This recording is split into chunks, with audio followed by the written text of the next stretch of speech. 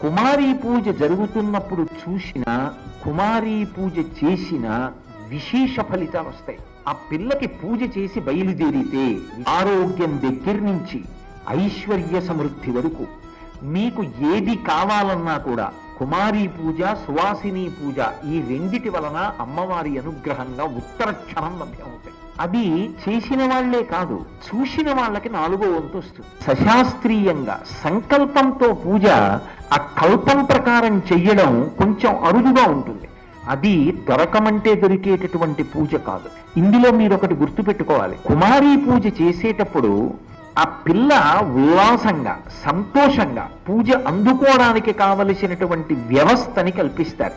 చిరునవ్వు నవ్వుతూ మంచి ఉల్లాసంగా ఉంటుంది.